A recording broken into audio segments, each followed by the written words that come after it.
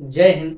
अपन कक्षा 6 गणित में आज एक नए चैप्टर की शुरुआत करने जा रहे हैं। चैप्टर 12 अनुपात और समानुपात। अनुपात और समानुपात, रेशियो और प्रपोर्शन। रेशियो और प्रपोर्शन, जिसमें अपन पहले अनुपात के बारे में समझेंगे, फिर अनुपात क्या है उसके क्वेश्चन करेंगे 12.1 एक्सरसाइज में, फिर अपन समानुपात के बारे में समझेंगे और फिर दोनों को एक साथ हल करेंगे, है ना। तो सबसे पहले अपन जानते हैं कि अनुपात क्या होता है। अनुपात, इंग्लिश में इसको क्या बोलते हैं, रेशियो, और समानुपात को बोलते हैं प्रपोर्शन। देखो, अनुपात क्या आता है, जब दो राशि होती है हमारे पास, दो संख्याएं होती है या दो कोई भी हमारे पास पद होते हैं, उनकी हम जब तुलना करते हैं और तुलना जब भाग द्वारा करते हैं, वो होता है अनुपात। यानी कि तुलना तो ऐसे अपन घटा के भी कर सकते हैं, जैसे कि राम की आयु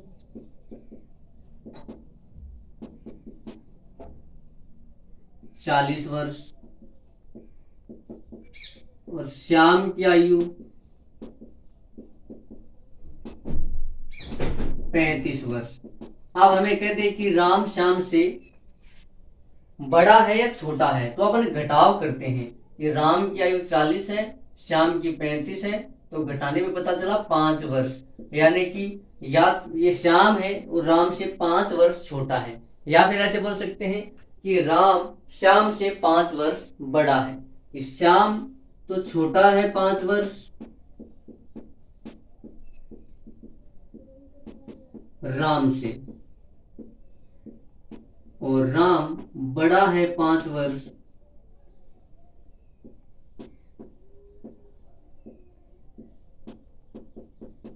श्याम से। ये तो है घटाव द्वारा तुलना। ये किस द्वारा तुलना है? घटाव द्वारा तुलना। लेकिन जब संख्याएं बड़ी हो जाती हैं, आंकड़े बड़े हो जाते हैं, तब अपन करते हैं भाग द्वारा तुलना। ये तुलना घटाव द्वारा है और ये अपन छोटे आंकड़ों पर ही करते हैं। लेकिन जब आंकड़े बड़े हो जाते हैं, तब वहां पे अपन करते हैं भाग द्वारा तुलना। भाग देकर के तुलना करते हैं, और कोई राशि एक राशि से कितने गुना कम है या कितने गुना ज्यादा है या अधिक है, उसको अपन कहते हैं अनुपात। जैसे कि अब यदि आप देखते हो तो एक मोटरसाइकिल की रेट कितनी होती है? एक मोटरसाइकिल की का मूल्य,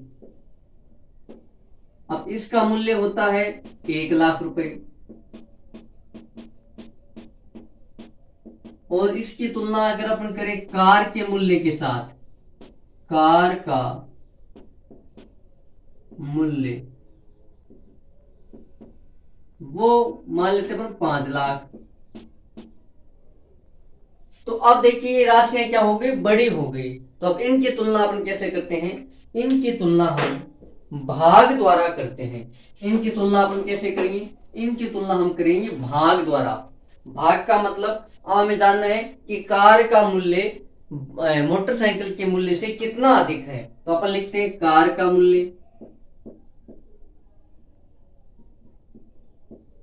और फिर मोटरसाइकिल का मूल्य।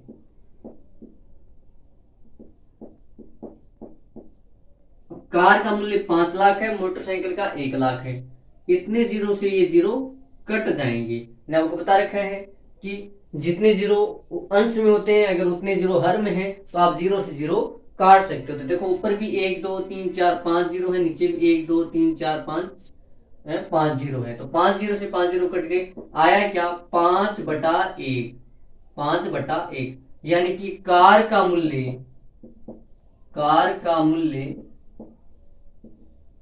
मोटरसाइकिल से 5 गुना अधिक है। 5 गुना अधिक है। ये हमने तुलना किसके द्वारा की है? ये हमने तुलना की है भाग द्वारा। ये तुलना हमने किसके द्वारा की है? भाग द्वारा हमने क्या की है? तुलना की है। भाग द्वारा तुलना। और भाग द्वारा तुलना करने को हम क्या कहते हैं? अनुपात कहते हैं। क्या कहते हैं? अनुपात। तो देखो, मैं अनुपात के बारे में लिखता हूं। जब जब दो राशियां जब दो राशियों की तुलना दो राशियों की तुलना भाग द्वारा की जाती है भाग द्वारा की जाती है अर्थात एक राशि दूसरी राशि से एक राशि दूसरी राशि से कितने गुना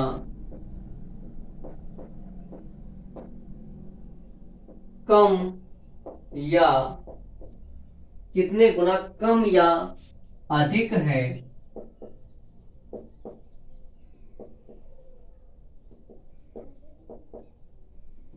ना। तो यह तुलना क्या कहलाती है? तब यह तुलना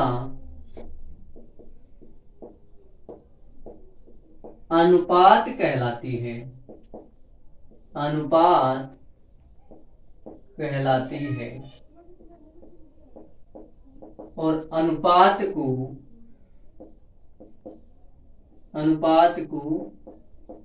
ये जो दो बिंदु इसके चिन्ह द्वारा दर्शाते हैं को चिन्ह द्वारा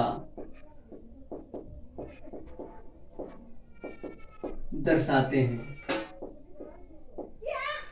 ये क्या है? ये है अनुपात का चिन्ह। यानी कि तो हमने को अनुपात दर्शाना होगा तो अपन इस चिन्ह द्वारा अनुपात को दर्शाएंगे। जैसे कि ये है कार का मूल्य और ये है मोटरसाइकिल का मूल्य, यानी कि 5:1। अब ये जो अनुपात है वो कार का मोटरसाइकिल के मूल्य से अनुपात है। तो ये इसको अपन बोलेंगे कैसे? 5:1 5:1 इस तरीके से हम इसको बोलेंगे 5:1। ये जो चिन्ह है वो अनुपात का चिन्ह है। ये किसका चिन्ह है? ये अनुपात का चिन्ह है। अनुपात का चिन्ह, ये अनुपात का चिन्ह है ना। तो अनुपात आपको समझ में आया कि जब दो राशियों की तुलना अपन भाग द्वारा करते हैं, यानी कि एक राशि दूसरे राशि से कितने गुना कम है या कितने गुना ज्यादा है, वो क्या कहलाता है? अनुपात कहलाता है। भाग द्वारा तुलना ही क्या है? अनुपात है। जैसे कि हम और कुछ एग्जांपल लेते हैं कि एक क्लास में, एक कक्षा में 20 लड़के व 40 लड़कियां हैं। 20 लड़के व 40 लड़कियां हैं। तो लड़कों का लड़कियों की संख्या से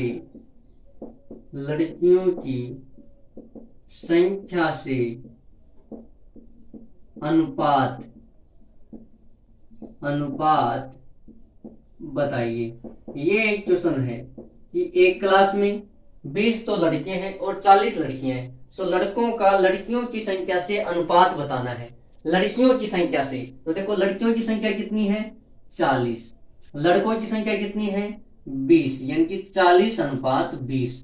और इस अनुपात को अपने किस रूप में लिख सकते हैं? भाग के रूप में भी लिख सकते हैं। यानी कि इसको अपने ऐसे भी लिख सकते हैं कि 40/20। और इसको जब आप सरल करते हो तो 1 0 से 1 0 कट जाएगा। कितना आएगा? 4/2। अभी भी ये सरल हो जाएगा। यानी कि अब ये भिन्न के रूप में आ गई है और हमने भिन्न को अच्छी तरीके से चैप्टर 7 में पढ़ रखा है। अब इनको सरल करने के लिए अपन एक ऐसी संख्या का भाग देंगे तो 4 और 2 से, तो 2 से ये कट रहा है, 4 तो कट रहा है 2 बार और ये 1 कट रहा है 1 बार। अब देखो अनुपात क्या है? अब इसको वापस हम अनुपात के रूप में लिख सकते हैं 2:1। यानी आप अनुपात को भाग के रूप में और भाग को अनुपात के रूप में लिख सकते हो। तो देखो ये तो है लड़कियों की संख्या, ये किसकी है? लड़कियों की, और ये लड़कों की। तो यहाँ पे देखो ये जो है ये लड़कियों का अनुपात है और ये लड़कों का अनुपात है। यानी कि लड़कियों की संख्या दुगनी है और यानी कि लड़कियों की संख्या लड़कों की संख्या से 2 गुना ज्यादा है। देखो 2 आया ना, तो 2 गुना अधिक है। तो देखो जो आप लड़कों की संख्या 20 है, इसको जो आप दुगना का मतलब डबल करते हो, तो 20 का दुगना कितना हो जाएगा 40, ये लड़कियों की संख्या आ जाएगी। इस तरीके से अपन अनुपात को हल करते हैं। चलिए कुछ एग्जाम्पल करते हैं अपन, जिससे आपको और अच्छे से समझ में आए। और हाँ, एक बात आपको और ध्यान रखनी है कि दो राशियों की तुलना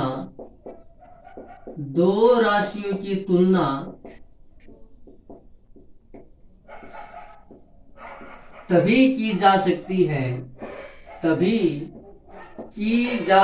है, ये मैं आपको पहले से भी बताता आ रहा हूं। 2 राशियों की तुलना तभी की जा सकती है जब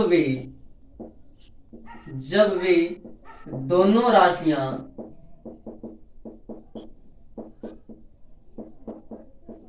समान इकाई में हो।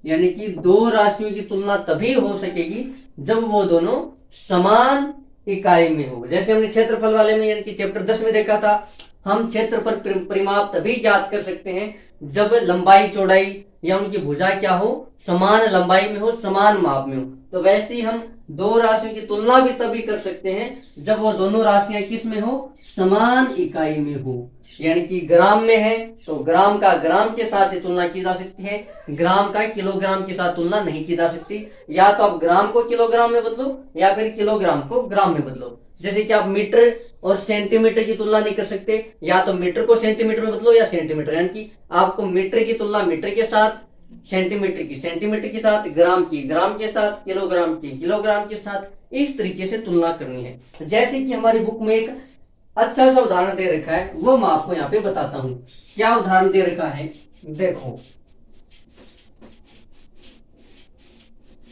एक बढ़िया उदाहरण दे रखा है अपनी बुक में। हमारी बुक में एक चित्र दे रखा है, यानी कि यहाँ पे एक मगरमच्छ का चित्र है इस तरीके से, मैं इसे बना के बता रहा हूं आपको। और इधर एक छिपकली का चित्र है इस तरीके से। अब इसकी लंबाई कितनी है, इसकी लंबाई है 5 सेंटीमीटर। इसकी लंबाई कितनी है, 5 सेंटीमीटर। और इसका लंबाई है और इसकी लंबाई है शायद 4 मीटर है, 5 मीटर में देखता हूं एक बार, 4 मीटर है ना। ये हमारी बुक में मस्त बढ़िया आप चित्र देखो यहाँ पे दे रखा है। अब देखो, और इसकी है 20 सेंटीमीटर। इसकी लंबाई कितनी है, 20 सेंटीमीटर। और ये है, इसकी लंबाई है 4 मीटर। अब देखने में देखो, ये सेंटीमीटर है, ये मीटर है। भले ही आपको देखने में 20 ज्यादा लग रहा है, 4 कम लग रहा है, लेकिन इकाई देखिए, ये मीटर में, ये सेंटीमीटर में। अब ये छिपकली मगरमच्छ से आके बोल रही है कि मैं तुमसे बड़ी हूं। देखो, अब अगर आप यहाँ सीधा अनुपात निकालते हो तो छिपकली का मगरमच्छ की लंबाई से अनुपात हो जाएगा 20:4, यानी कि हम भाग देके तुलना करेंगे, यानी कि 20:4। तो ये क्या है, ये है छिपकली का मगरमच्छ के साथ अनुपात। ये क्या है, 20:4 है छिपकली का मगरमच्छ के साथ अनुपात। तो इसको जब आप सरल करोगे तो ये 4 से कट जाएगा 5 बार, तो 5 गुना, यानी कि अनुपात क्या आएगा, ये अनुपात आएगा 5/1। तो इसको बोलेंगे 5:1, यानी कि छिपकली मगरमच्छ से 5 गुना बड़ी है। अगर अपन इसके हिसाब से तुलना कर देंगे तो ये तो हमें पता है कि छिपकली मगरमच्छ से 5 गुना किस तरीके से बड़ी हो सकती है। ये बिल्कुल ही गलत बात है। इसका मतलब हमने गलती कहाँ कर दी, हमने इकाई को नहीं देखा, क्योंकि जो मगरमच्छ है इसकी लंबाई मीटर में दे रखी है और छिपकली की लंबाई सेंटीमीटर में। तो या तो इस सेंटीमीटर को आप मीटर में बदलो, फिर इधर भी मीटर, तो तुलना हो सकेगी। नहीं तो फिर इस मगरमच्छ की लंबाई को आप सेंटीमीटर में बदलो, फिर तुलना करो, है ना। तो देखो, अगर हम इस 4 मीटर को सेंटीमीटर में बदलते हैं तो मीटर को सेंटीमीटर में बदलने के लिए 100 से गुणा करेंगे तो ये हो जाएगा 400 सेंटीमीटर। अब देखो, मगरमच्छ की लंबाई भी सेंटीमीटर में और छिपकली की लंबाई भी सेंटीमीटर में। अब आप यहाँ पे तुलना करोगे छिपकली का मगरमच्छ के साथ अनुपात निकालोगे तो छिपकली की लंबाई 20 अनुपात मगरमच्छ की लंबाई 400। इसको अपने ऐसे भी लिख सकते हैं 20/400। 10 से 10 कट जाएगा, बचेगा क्या 2/40। यानी कि अनुपात को आप भाग के रूप में भी लिख सकते हो, भाग को आप अनुपात के रूप में भी लिख सकते हो। इसको जब आप सरल करोगे तो ये 2 एकम 2 और 40 में जाएगा 20 बार। यानी कि ये तो है मगरमच्छ का आकार और ये है छिपकली। यानी कि मगरमच्छ छिपकली से 20 गुना ज्यादा बड़ा है। 20 गुना है, मगरमच्छ का आकार छिपकली से 20 गुना अधिक है। और ये तो हमें देखने पर ही पता चल रहा है, ये हमें देखने पर भी पता चल रहा है। इसलिए दो राशियों की तुलना तभी की जा सकती है जब वे दोनों राशियां समान इकाई में हो, सेंटीमीटर सेंटीमीटर। ये बात आपको ध्यान रखनी है। अब अपन कुछ एग्जाम्पल कर लेते हैं। देखिए एग्जाम्पल नंबर 1 है, एक आयताकार मैदान की लंबाई और चौड़ाई क्रमशः 50 मीटर और 15 मीटर है। मैदान की लंबाई का चौड़ाई से अनुपात ज्ञात कीजिए। देखो एग्जाम्पल नंबर 1, मैदान की लंबाई कितनी दे रखी है, मैदान की लंबाई वो दे रखी है 50 मीटर, 50 मीटर। चौड़ाई कितनी दे रखी है, चौड़ाई दे रखी है 15 मीटर। हमें लंबाई का चौड़ाई के साथ अनुपात निकालना है, लंबाई का चौड़ाई से अनुपात। तो देखो लंबाई का निकालना है चौड़ाई के साथ, तो लंबाई कितनी है, लंबाई है 50 मीटर। अब देखो मीटर मीटर इकाई समान है, इसका मतलब हम तुलना कर सकते हैं। नहीं अगर नहीं होती तो हमें इकाई समान करनी पड़ती। 50 अनुपात लंबाई का चौड़ाई के साथ, चौड़ाई कितनी है 15। इसको अपन ऐसे भी लिख सकते हैं 50/15। और इसको जब आप सरल करोगे तो ये हो जाएगा, यानी कि ऐसी संख्या से इसको सरल करना है कि इसमें भी भाग चला जाए, इसमें भी भाग चला जाए, तो 5 का चला जाएगा दोनों में। 50 में तो चला जाएगा 10 बार और 15 में चला जाएगा 3 बार। यानी कि ये हो जाएगा 10:3 हो जाएगा। 10 अनुपात क्या हो जाएगा 3। ये है लंबाई का चौड़ाई से अनुपात। यानी कि ये जो लंबाई है, ये लंबाई चौड़ाई से 10 गुना अधिक है। लंबाई क्या है, चौड़ाई से 10 गुना अधिक है। लंबाई का चौड़ाई से अनुपात। अब इससे ज्यादा ये सरल नहीं हो सकती क्योंकि भिन्न है और भिन्न को अपन सरल से सरलतम से सरलतम रूप बनाते हैं। ये हमने चैप्टर 7 में पढ़ा था। अब इससे सरल नहीं हो सकती। ये तो है लंबाई का अनुपात और ये है चौड़ाई का अनुपात। यानी लंबाई चौड़ाई से 10 गुना अधिक है। नहीं 10 गुना नहीं बोल सकते, यहाँ पे 1 होता तब 10 गुना होता। तो ये है 10:3, यानी कि 10:3 और ये अधिक सरल नहीं हो सकती है। अब देखिए एग्जांपल नंबर 2 है, 90 सेंटीमीटर और 1.5 मीटर का अनुपात ज्ञात कीजिए। अब देखिए यहाँ पे ये बात आपको समझ में आएगी, ये वाली। एग्जांपल नंबर 2, एग्जाम्पल 2 है। देखो एग्जाम्पल 2, 90 सेंटीमीटर व 1.5 मीटर, 1.5 मीटर का अनुपात। आप देखो यहाँ पे दिक्कत है, यहाँ पे दिक्कत ये है कि ये सेंटीमीटर में है और ये मीटर में है। तो या तो हम इसको मीटर में बदले या फिर इसको सेंटीमीटर में। तो ये तो 90 है, इस 1.5 मीटर को अपन किसमें बदल लेते हैं, सेंटीमीटर में। तो सेंटीमीटर में बदलने के लिए हम क्या करेंगे, 100 से गुणा कर देंगे। मीटर को सेंटीमीटर में बदलने के लिए 100 से गुणा करते हैं। जैसे ही 100 से गुणा करेंगे तो एक बार मैंने बताया था ना, दशमलव वाला गुणा करना मैंने आपको सिखाया था चैप्टर 8 में, कि एक बार आप भूल जाओ कि यहाँ पे कोई दशमलव है, आप सीधा गुणा करो। तो 15 का जब आप 100 से गुणा करोगे तो आएगा 1500। आप दशमलव कितने अंक बाद में था, 1 अंक बाद है, तो 1 अंक बाद आप क्या लगा दो, दशमलव। दशमलव क्या, ये 0 का कोई मतलब नहीं होता। इसका मतलब ये कितना है, 150 पूरी संख्या है। यानी कि 1.5 मीटर में कितने सेंटीमीटर होते हैं? 150 सेंटीमीटर होते हैं। अब आप तुलना कर दो, 90 सेंटीमीटर व 1.5 मीटर की तुलना हो जाएगी, क्योंकि अब इकाई समान हो गई।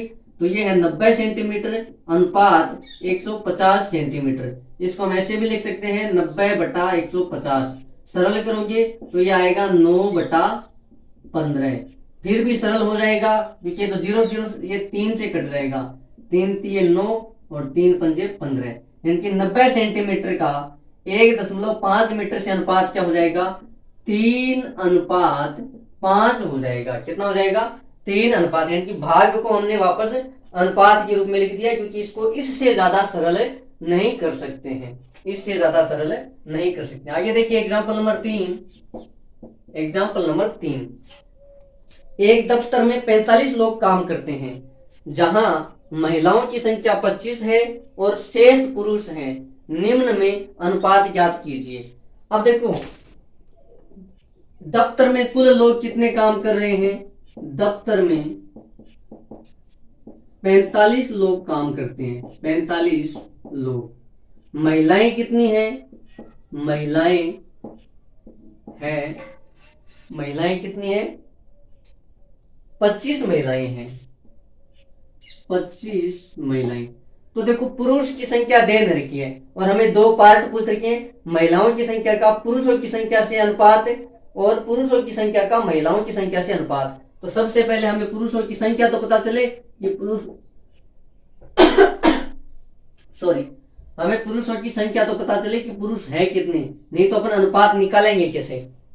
ये कैसे पता चलेगा? ये दे निरख है। लेकिन देखो, टोटल लोग जब 45 है, पुरुष और महिलाएं दोनों कितने हैं? 45 लोग हैं। महिलाओं की संख्या हमें दे रखी है, तो पुरुषों की संख्या हम टोटल लोगों में से महिलाओं की संख्या को जब घटा देंगे तो हमारे पास पुरुषों की संख्या आ जाएगी 20 पुरुष। 20 पुरुष। अब देखिए, ए पार्ट क्या पूछ रखा है? ए है महिलाओं की संख्या का पुरुषों की संख्या से अनुपात। महिलाओं की संख्या का पुरुषों की संख्या से अनुपात। तो देखो, महिलाओं की संख्या कितनी है? 25। महिलाओं की संख्याओं का और पुरुषों की संख्या कितनी है? 20। तो ये हो गया 25:25। ये है महिलाओं की संख्याओं का पुरुषों की संख्या के साथ अनुपात। अब इसको अपने ऐसे लिख सकते हैं 25/20। 5 से ये सरल हो जाएगा, ये भिन्न आ गई है, इसको हमें सरलतम रूप में लिखना है और फिर जैसे ये सरल हो जाएगी तो उसको वापस अनुपात के रूप में लिख देंगे। तो देखो, अनुपात तो ये भी सही है 25:20, लेकिन हमें सरल करके छोड़ना है। तो 5 के टेबल से ये तो कटेगा, 25 तो कटेगा 5 बार और 20 कटेगा 5 के टेबल से 4 बार। अब इसको वापस अनुपात के रूप में लिखोगे तो 5:4। 5:4, यानी कि 5 महिलाएं और उन पर 4 पुरुष, यानी कि पुरुषों से 1 महिला अधिक है। 4 पुरुषों पर 5 महिलाएं, है ना? तो ये हो गया 5:4, यानी 5 महिलाएं हैं और 4 पुरुष हैं। फिर देखो, दूसरा क्या पूछा है? दूसरा पूछा है पुरुषों की संख्या का महिलाओं की संख्या से अनुपात। देखो, दोनों अलग हैं। ये तो है महिलाओं की संख्याओं का पुरुषों की संख्या के साथ अनुपात, और दूसरा है पुरुषों की संख्या का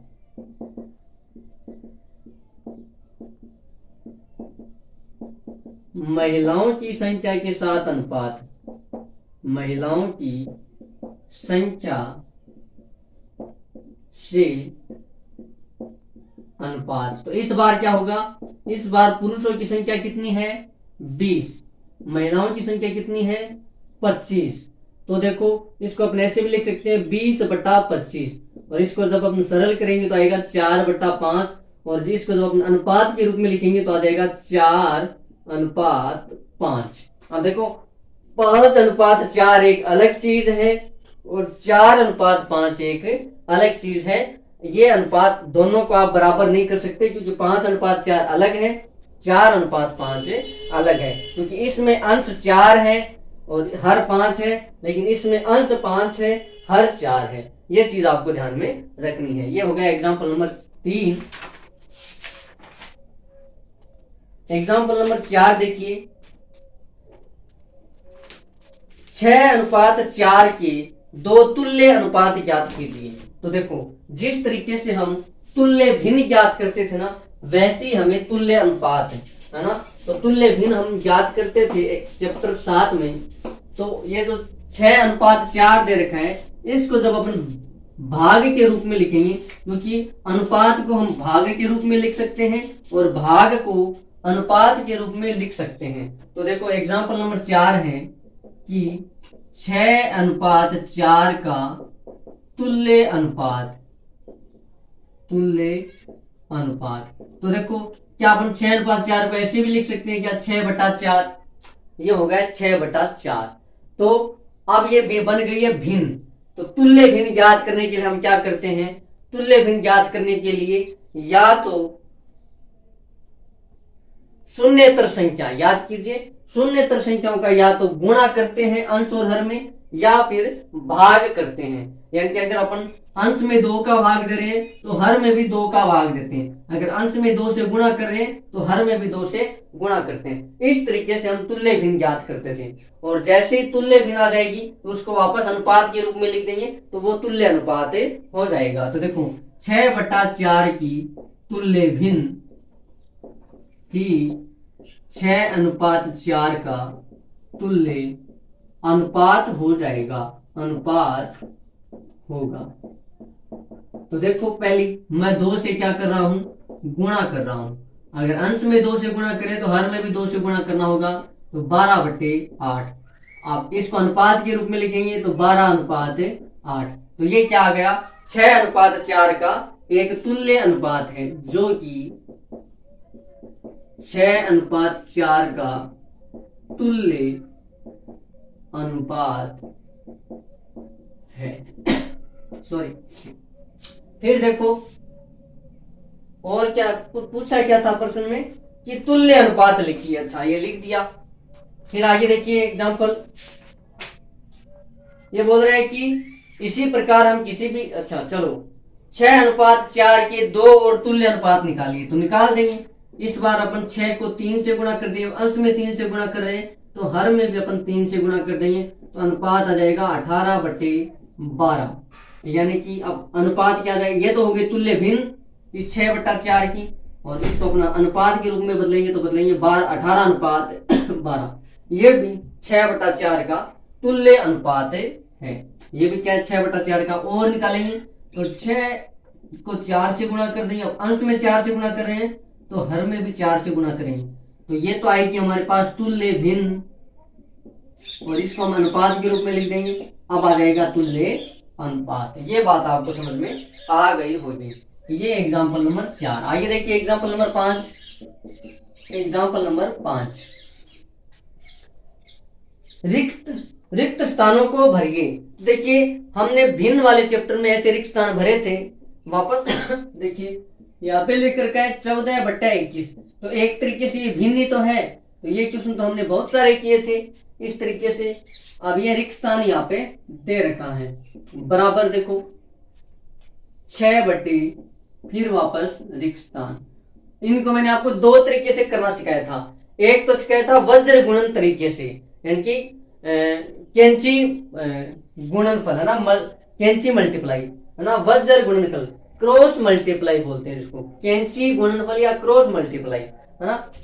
एक दूसरा तरीका मैंने ये बताया था कि देखो, ऊपर वाला तो गायब है, लेकिन ये बराबर का चिन्ह दे रखा है। इसका मतलब क्या है, ये सारी की सारी भिन्न है, वो तुल्य है। सारी की सारी भिन्न क्या है, बराबर है।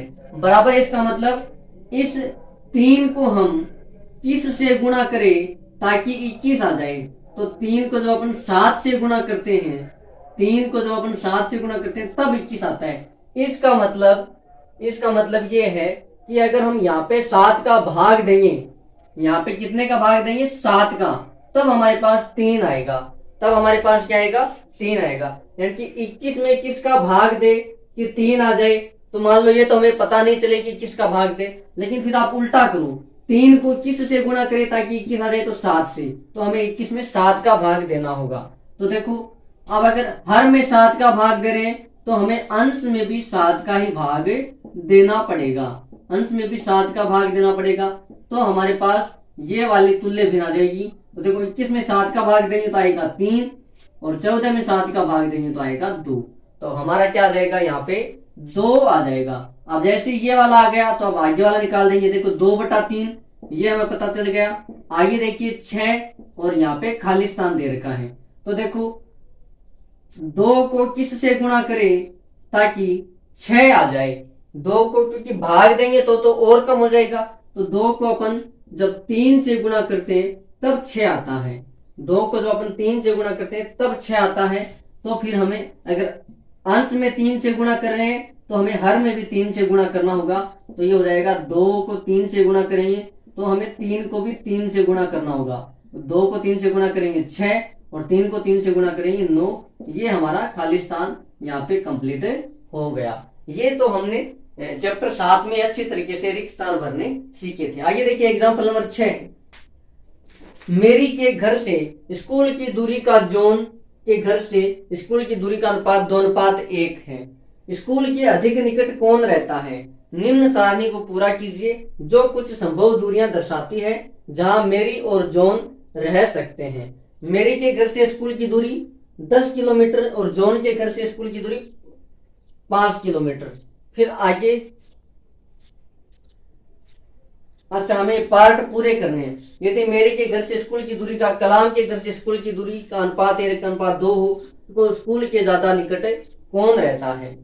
तो देखो मेरी के घर से स्कूल की दूरी का जॉन के घर से स्कूल की दूरी का अनुपात 2:1 है। तो ज्यादा अनुपात किसका है 2। मेरी की घर से स्कूल की दूरी का अनुपात कितना है 2। तो 2 ज्यादा है। इसका मतलब स्कूल के ज्यादा निकट कौन रहता है जॉन रहता है। ये तो आपका क्वेश्चन पहले पार्ट का आंसर हो गया एग्जाम्पल नंबर 6।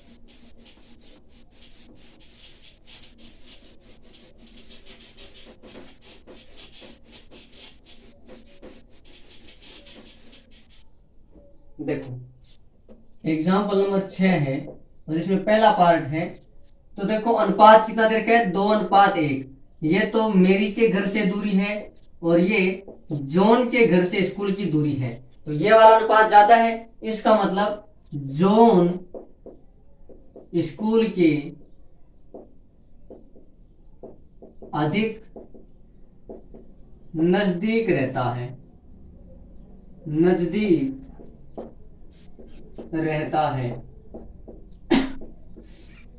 फिर देखिए बी में हमारे पास सारणी दे रखी है कि मेरी के घर से स्कूल की दूरी, मेरी के घर से स्कूल की दूरी वो भी किसमें किलोमीटर में दे रखी है। और जॉन के घर से स्कूल की दूरी कितनी दे रखी है किलोमीटर में। ये सारणी हमें पूरी करनी है। देखो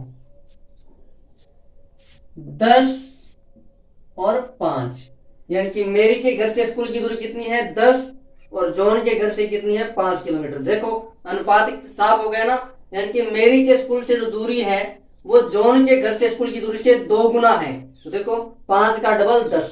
जॉन कितना है 5 किलोमीटर है जबकि मेरी कितनी दूर है स्कूल से 10 किलोमीटर दूर है। फिर देखिए ये वापस रिक्त स्थान भरने वाला ही आ गया। यहाँ पे रिक्त स्थान दे रखा है, यहाँ पे 4 दे रखा है। तो देखो जॉन के घर से स्कूल की दूरी 4 है तो मेरी के घर से घर की दूरी है वो जॉन से डबल है। तो 4 का 8 डबल कितना हो जाएगा 8 हो जाएगा। ये अनुपात हमें यही बता रहा है कि जॉन के घर से स्कूल की दूरी है उससे मेरी के स्कूल से घर की दूरी डबल है, दुगनी है। ये क्या बता रहा है 2। ये बता रहा है 2 गुना। और 2 गुना क्या है मेरी के घर से स्कूल की दूरी 2 गुना है। किस से है जॉन के घर से स्कूल की दूरी से 2 गुना है। तो देखो जब जॉन के घर से दूरी 4 किलोमीटर दे रखी है तो मेरी के घर से दूरी क्या हो जाएगी, दुगनी। दुगनी का मतलब 2 से गुणा, डबल।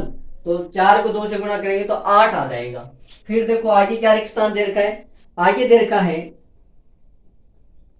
आगे दे रखा है ऊपर 4 दे रखा है, ऊपर क्या दे रखा है 4, नीचे रिक्त स्थान पूछ रखा है। तो देखो जितनी मेरी की घर से दूरी है उसकी आधी क्या है, जॉन के घर से दूरी है स्कूल की, है ना। इधर भी देखो 8 की आधी 4, तो 4 का आधा कितना हो जाएगा 2, कितना हो जाएगा 2। तो ये है 2 किलोमीटर। फिर आगे और है क्या रिक्त स्थान, ऊपर और है, यहाँ पे दे रखा है 3, तो क्या दे रखा है, हाँ नीचे दे रखा है 3 और फिर दे रखा है 1 और यहाँ पे रिक्त स्थान छोड़ रखा है। तो देखो ये जॉन के घर से स्कूल की दूरी दे रखी है 3, तो मेरे के घर से स्कूल की दूरी कितनी हो जाएगी, जॉन के घर से जितनी है उससे डबल। तो 3 की डबल कितनी हो जाएगी 6 किलोमीटर और 1 की डबल कितनी हो जाएगी 2 किलोमीटर। ये सारणी हो गई आपकी कंप्लीट। आगे देखिए सी पार्ट क्या बोल रहा है कि यदि मेरी के घर से स्कूल की दूरी का कलाम के घर से स्कूल की दूरी का अनुपात 1:2 हो तो स्कूल के ज्यादा निकट कौन रहता है। अब देखो मेरी के घर से स्कूल की दूरी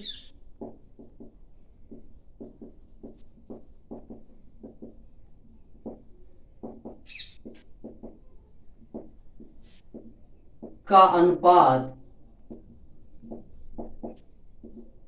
कलाम के घर से स्कूल की दूरी का कलाम के घर से स्कूल की दूरी से अनुपात कितना दे रखा है, वो दे रखा है 1:2। यानी कि जितना मेरे के घर से स्कूल की दूरी है उससे दुगनी कलाम के घर से स्कूल की दूरी है। तो स्कूल के निकट कौन रहता है, ये वाला मेरी का अनुपात है और ये वाला कलाम का। तो ज्यादा कौन सा है, कलाम वाला। यानी कि स्कूल के नजदीक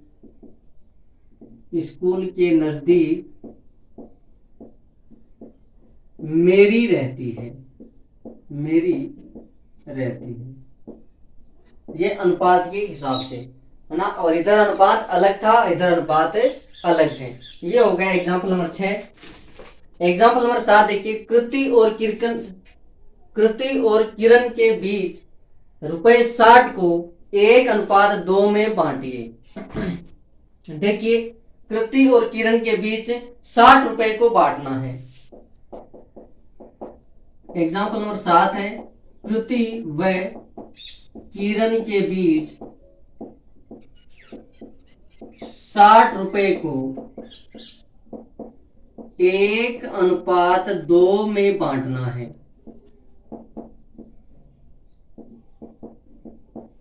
तो देखो इस 1:2 का मतलब यही तो है 1/2। इसका मतलब क्या है, एक हिस्सा तो रहेगा कृति का और एक हिस्सा रहेगा, देखो कृति व किरण के बीच 60 रुपए को बांटना है। तो कुल हिस्से कितने हो गए 2। देखो एक जितना हिस्सा आएगा मेरी के पास, सॉरी कृति के पास, उससे दुगना किसके पास आएगा, किरण के पास आएगा। उससे दुगना किसके पास आएगा, किरण के पास आ जाएगा। तो देखो अगर इस कृति को हम कितना दे दे 20, तो किरण को कितना मिलेगा 40 मिलेगा। किरण को कितना मिलेगा 40 रुपए। यानी कि 20 रुपए अगर अपन कृति को दे दें तो किरण के पास कितने रहेंगे 40 रुपए रहेंगे। तो आप 20 और 40 का अनुपात निकालते हो तो आपके पास वापस क्या रहेगा, यानी कि रुपए किस हिसाब से टूट जाएंगे 20:40। 20 रुपए कृति व 40 रुपए किरण के पास। तो आप इसका वापस अनुपात लेते हो तो आपके पास 1:2 ही आएगा। यानी कि कुल हिस्से कितने हैं 3 हिस्से हैं। कुल हिस्से कितने हैं 3, जिसमें कृति के पास कितना हिस्सा आ रहा है 1 हिस्सा। देखो 2 और 1 3, कुल हिस्से कितने हैं 3, जिसमें कृति के पास कितना आ रहा है 1 हिस्सा आ रहा है। 3 में से कितना हिस्सा आ रहा है 1। इसको आप दूसरे तरीके से ऐसे कर सकते हो, कुल राशि कितनी है 60 रुपए। कृति के पास कितना आ रहा है और कुल हिस्से कितने हैं 1 और 2 3 हिस्से हैं। कुल हिस्से कितने होने हैं 3 हिस्से। और कृति के पास उसमें से कितने आ रहे हैं, 1 हिस्सा। इसको जब आप सरल करते हो तो आपके पास आता है 20 रुपए, है ना। कितना आता है, 20। इसका मतलब 60 को 1 से गुणा करेंगे तो आ जाएगा 60, और बट्टे में कितना है, 3, और जब 60 में 3 का भाग देंगे तो आपके पास 20 रुपए आ जाएंगे। अब देखो किरण के पास कितना हिस्सा आ रहा है, 2, कितने में से, 3 में से, और हिस्सा किससे करें, 60 रुपए का। तो जब इसको आप सरल करोगे तो 60 को 2 से गुणा करोगे 120, और 120 में जब आप 3 का भाग दोगे तो आ जाएगा 40 रुपए। तो ये तो है किरण का,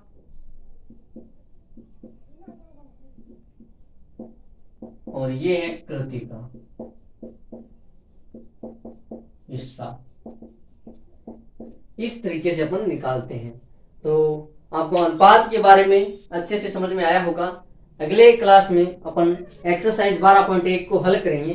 तो आज के लिए इतना ही, मिलते हैं अगली क्लास में। तब तक के लिए जय हिंद, जय भारत।